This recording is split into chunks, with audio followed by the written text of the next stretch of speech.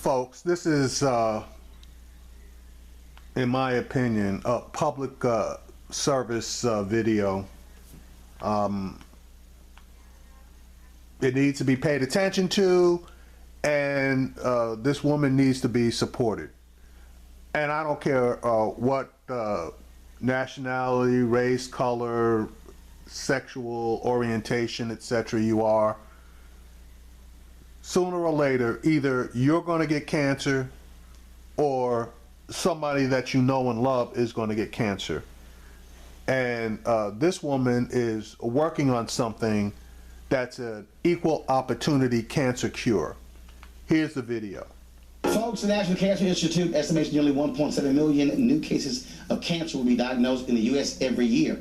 With few common types of cancer treatments available, patients are limited in how they can fight the disease. Well, a Morehouse professor, top physicist, Dr. Hadiyah Nicole at Morehouse School of Medicine is developing a laser treatment with little to no side effects. She hopes to give cancer patients a new way to beat the disease. Her research is very much groundbreaking. I recently talked with her about this. We began with me asking her why she chose to study this type of cancer research. My aunt, who raised me from age 4, right after I graduated from undergrad at Alabama A&M University, she announced that she had woman's cancer, so either cervical or ovarian. And she said that she would rather die than experience the side effects of chemotherapy and radiation. I took care of her the last 3 months of her life.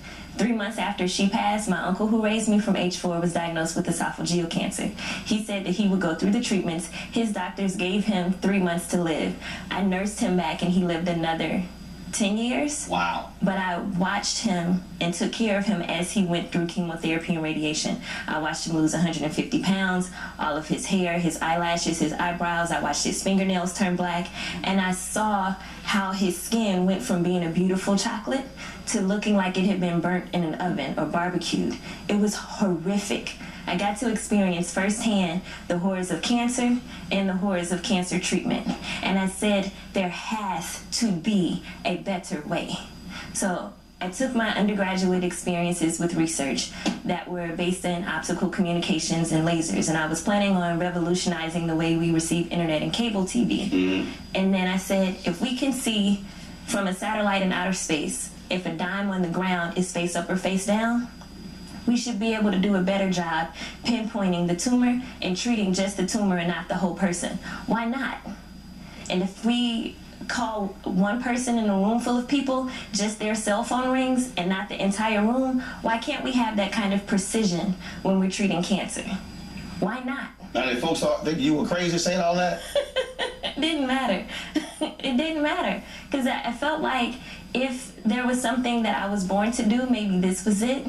And if other people were going to do it, it would have been done already. So I took it upon myself and pursued a Ph.D. in physics specifically to develop this treatment.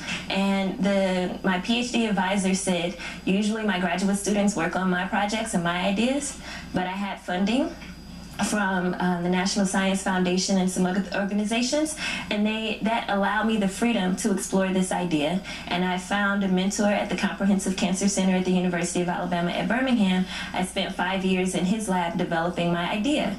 And when I started to demonstrate what I was doing with laser activated nanoparticles in mice, and I got the first results, the tumor shrank so fast that nobody believed it. That's when they thought I was crazy. And I was like, no, the tumor was the size of a chickpea and now it's gone. And everybody was like, yeah, right. And I'm like, I didn't take pictures, so I had to go back.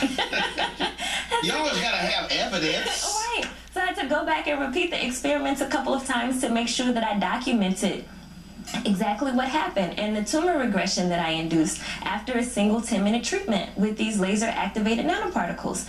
And the results were remarkable. The beauty in what I've done, if you can see on the top left-hand corner, this is before the laser and nanoparticle treatment. Okay. And then this is right after the nanoparticle and laser treatment.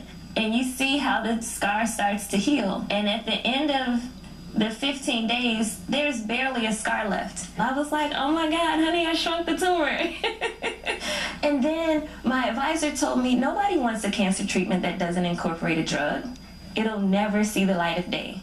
Go back to the drawing board. So I went back to the drawing board and incorporated what people are calling immunotherapy and used an antibody that's already FDA approved for treating head and neck cancer and colorectal cancer. And I used that antibody as the delivery vehicle to deliver my nanoparticles to the site of the tumor. And I added a fluorescent tag, so you have a 3-in-1 system, a 3-in-1 platform that can target, image, and treat, that's minimally invasive, that doesn't have the observed side effects of chemotherapy and radiation. And after a single 10-minute treatment with that platform, there's 40% reduction in the tumor volume over 2 days. The beauty in that is that without the laser activated nanoparticles, those same antibodies that's already FDA approved, it takes months to get that kind of result. So we're talking about enhancing the time of therapy, reducing the costs, reducing the side effects. And this is something, for me, was near and dear to my heart, simply because I didn't think anybody else should have to experience what my aunt and uncle went through. Can this be used in multiple areas when it comes to cancer? Okay, very good question. So the way that I designed the platform, it is not cancer type specific.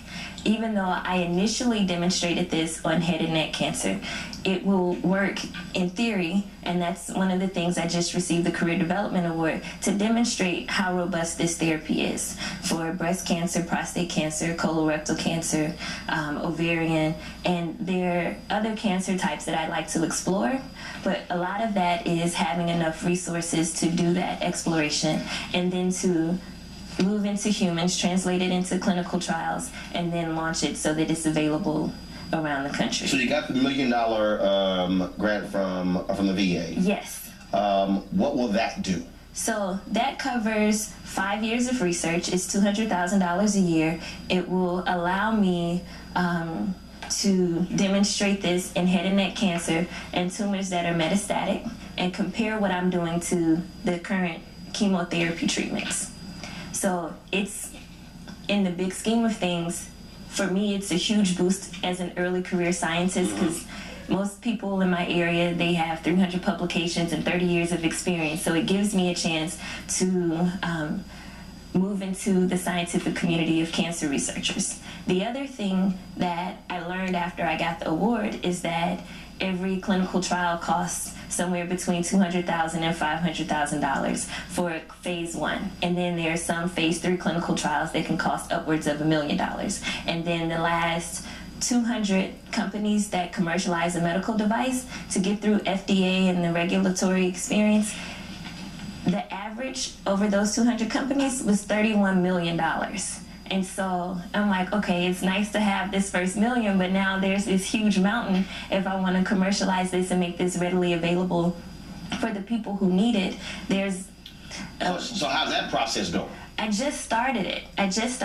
And one of the things that I'm grateful about is the opportunity to come on your show to talk about the need for people to support research, so that things can move from the lab, something that's working effectively in mice, to move it into humans. And that's something that I need the support of everybody who believes that there's a better way to treat cancer.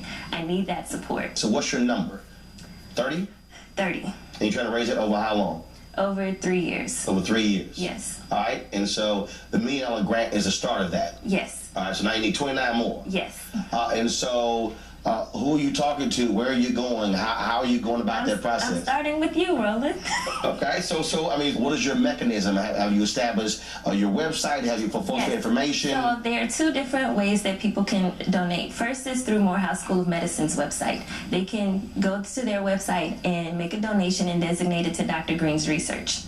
And then the other mechanism is my own personal website, is www.physics2cancer.org, and physics, PHYSICS, the number 2, cancer.org, and you can make a donation on that site. Have you had conversations with other foundations, philanthropists as well, who are interested in funding cancer research? So not yet.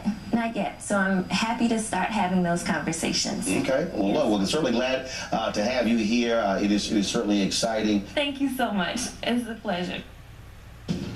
All right, y'all, so that one, this is something that we need to look at. This woman needs to be supported. She appears to be coming up with something that's revolutionary. For those of us, and I do mean us, that are cancer survivors, if she had perfected her techniques, a lot of the stuff that we've gone through, we could have avoided and been a lot happier in our own physical circumstances. So again, I don't know if it's going to come to fruition while I'm alive, but hopefully she will have received the necessary resources in order to get this out and available to the public, so that possibly my kids and my grandkids will be a benefit, will receive a benefit from her research.